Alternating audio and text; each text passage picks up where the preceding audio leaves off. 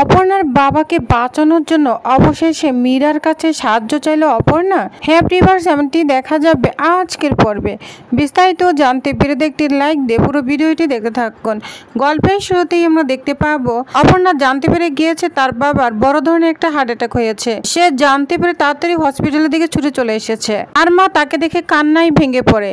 কান্না করতে করতে অসুস্থ হয়ে যায়। বলছে, মা তুমি কান্না করো না, সব ঠিক হয়ে যাবে। তখন বলে, অপর্ণা তুই তো দেরি করলি কেন মা, তুই তো কেন দেরি করলি? তখন অপর্ণা বলে, মা তুমি কোনো চিন্তা করো না, তুমি একটু শান্ত হও, বাবার চিকিৎসা তো চলছে।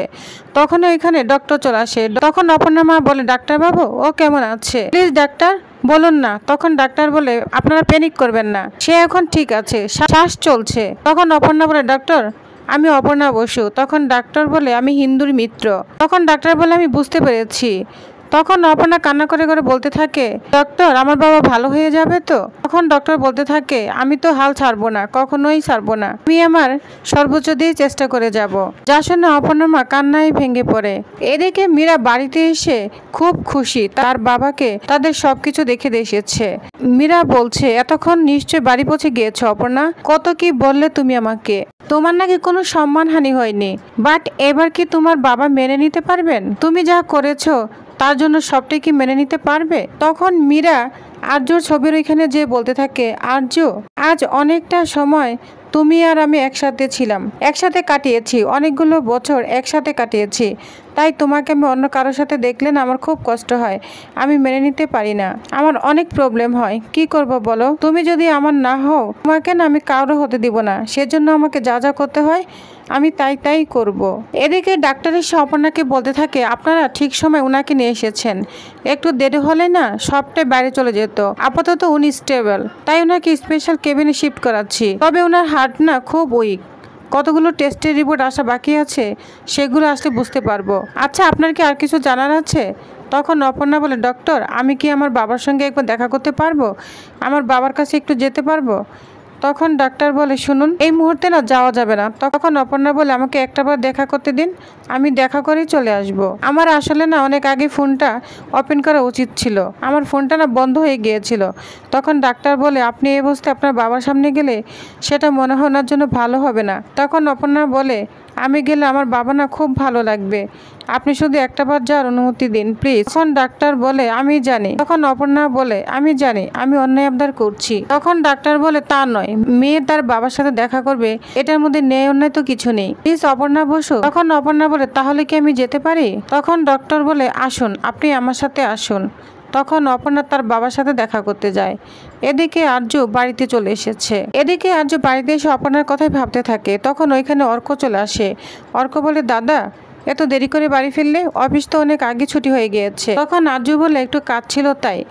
তখন মানছি ওখানে চলে আসে। মানছি এসে বলতে থাকে, আজকাল একটু বেশি কাজ করছেন না আর্যদা, একটু বেশি ব্যস্ততা মনে হয় বেড়ে গিয়েছে। তখন আর্য বলে, হ্যাঁ। তখন অর্ক বলে, ঠিক আছে দাদা তো চলে এসেছে, আমরা না হয় একসাথেই ডিনার করব। তখন আর্য বলে, ঠিক আছে। তো ওর ওপরে যেতেই চিন্তা করতে থাকে, ডিনারের কথা তো বলে দিলাম, কিন্তু আমার তো একটু খিদে নেই, লাঞ্চে তো আমি অপর্ণার সঙ্গে কথা বলতে বলতে একটু বেশি খেয়ে ফেলেছি, এটা ভাবতে থাকে। আর তখন অর্ক বলে, দাদা তুমি যাও চেঞ্জ করে আসো, এসে ডাইনিং রুমে চলে আসো। তখন আজও বলতে থাকে, অর্ক আমি বলছি কি তোমরা খেয়ে নাও, আসলে আমি মিটিং শেষে না আমার খিদে পেয়েছিল তাই আমি খেয়ে এসেছি। তার সঙ্গে মানছি আর অর্ক অবাক হয়ে যায়। মানছি বলে, আজও আপনি তো বাইরে খান না তাহলে? তখন আর্য বলে, হ্যাঁ আজকে না খিদে পেয়েছিল তাই খেয়ে এসেছি। ঠিক আছে তোমাদের সঙ্গে একবার ব্রেকফাস্টে দেখা হবে, সকালে না হয় আমরা একসঙ্গেই খাবো, ঠিক আছে? যার শুনে অর্ক এবং মানছি একটু অবাক হতে থাকে। যখন আর্য চলে যাবে তখনই মানছি কোটের কাছে এক টুকরো ওড়নার কাপড় পায়, যা দেখে তো আর্য অবাক হয়ে যায়। তখনই অপর্ণার কথা কল্পনা করতে থাকে।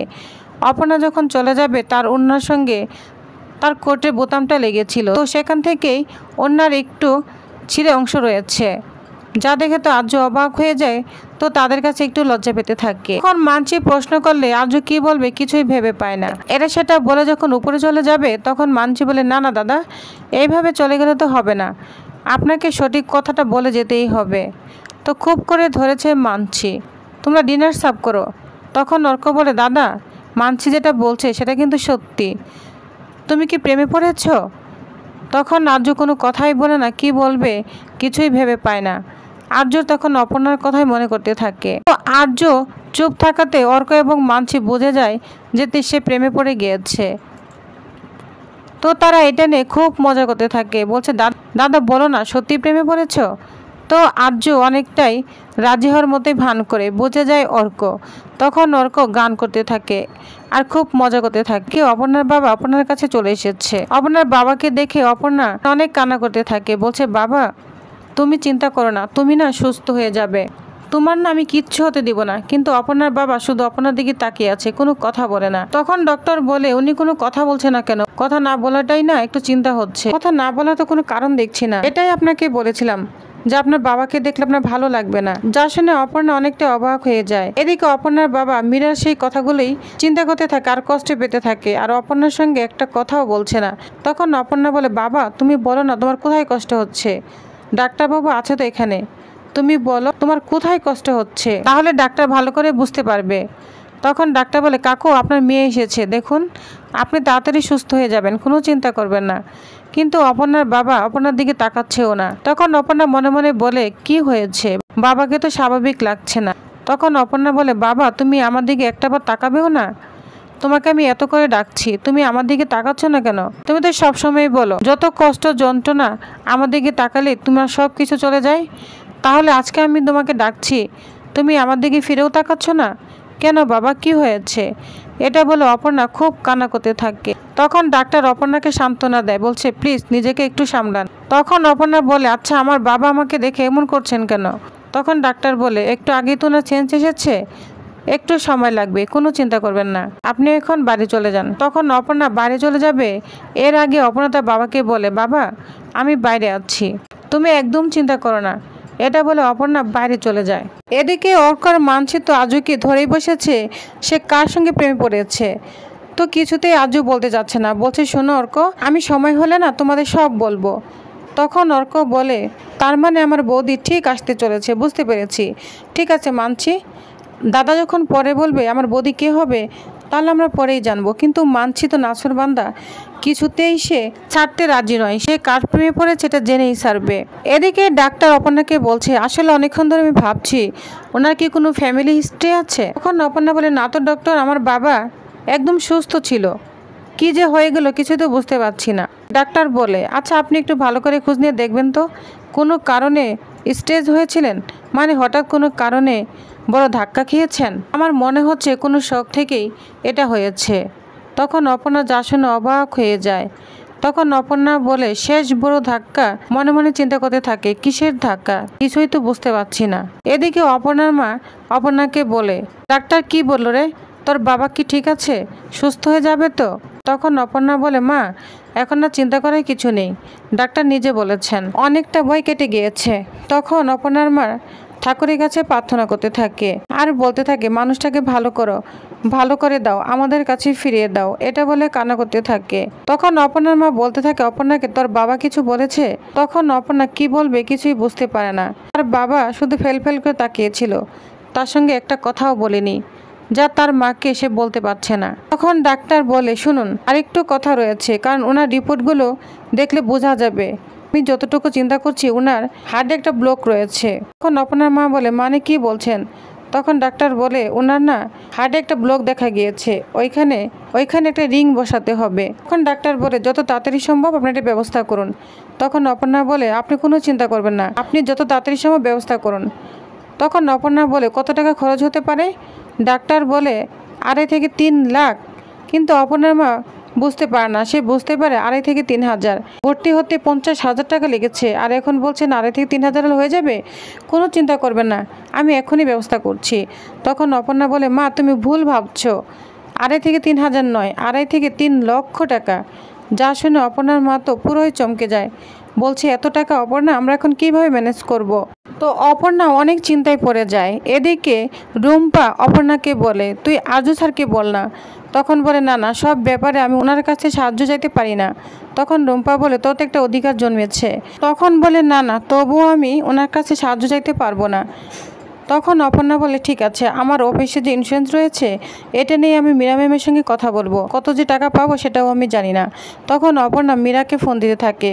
মীরাকে একটা পর একটা কল দেয় কিন্তু কিছুতেই মীরা ফোন রিসিভ করছে না। এদিকে দেখা যায় আর্যকে তো মানছি খুব করে ধরেছে, বলছে আর্যদা বলেন না আপনি কার প্রেমে পড়েছেন, আমি যদি আপনার বোন হতাম তাহলে কি আপনি আমার আবদার রাখতেন না। মানছি ইমোশনাল ব্ল্যাকমেল করতে থাকে। তো আর্য অনেকটাই বলে দিবে, ওই মুহূর্তে আর্যর মা চলে আসে। আর্যর মা ব্যাপারটার হ্যান্ডেল করে নেয়, বলছে মানছি তুমি কেন বুঝতে পারছো না, আর তুমি কি বলছো, তুমি আর্যর বিয়ে নিয়ে কথা বলবে, মেয়ের বাড়িতে যাবে, তো আমি আছি কি করার জন্য, আগে আমি যাব, আর আমি কাকে নিব না নিব সেটা আমার ব্যাপার, বুঝতে পেরেছো। আর্য তুমি না বাড়ি থেকে এসেছো, যাও ফ্রেশ হয়ে নাও। তখন আর্য এখান থেকে চলে যায় আর মিটি মিটি হাসতে থাকে। এদিকে আর্যর মা আর্য রুমে চলে এসেছে, বলছে ওরা তোমাকে ন্যস্ত করে ফেলেছিল, বিশেষ করে মানছির মাথায় কিছু ঢুকলে না ও একেবারে বের করতেই চায় না। তখন আর্য বলে মা বাদ দাও, আমি ওদের কথা না কিছু মনে করিনি। তখন আর্যর মা আর্যকে বলে আর্য অপর্ণার সঙ্গে যখন কথা হয়ে গিয়েছে এবার তুমি বিয়ে নেয় ভাবো। তখন আর্য বলে মা তুমি পাগল হয়ে গিয়েছো, এখনই বিয়ের কথা ভাববো। তখন আর্যর মা বলে হ্যাঁ ভাববে, শুভ কাজ ফেলে রাখতে নেই। তখন আর্য বলে মা অপর্ণা একটু সময় চেয়েছে, ওর বাবাকে বলবে, তারপরে না হয় তুমি কথা বলো। তখন আর্যর মা রাজি হয়ে যায়, বলছে ঠিক আছে, তবে বেশি দেরি করো না, শুভ কাজ না ফেলে রাখতে নেই। যা শুনে আর্য অনেকটাই খুশি হয়ে যায়। তো প্রিয়বাস, তাহলে আপনাদের কি মনে হয় এবার অপর্ণা কি তার বাবাকে বাঁচাতে পারবে? আপনাদের কি মনে হয় অবশ্যই জানাবেন। নেক্সট আকর্ষণীয় পর্বটি পেতে অবশ্যই আমার সাথেই থাকুন। ধন্যবাদ।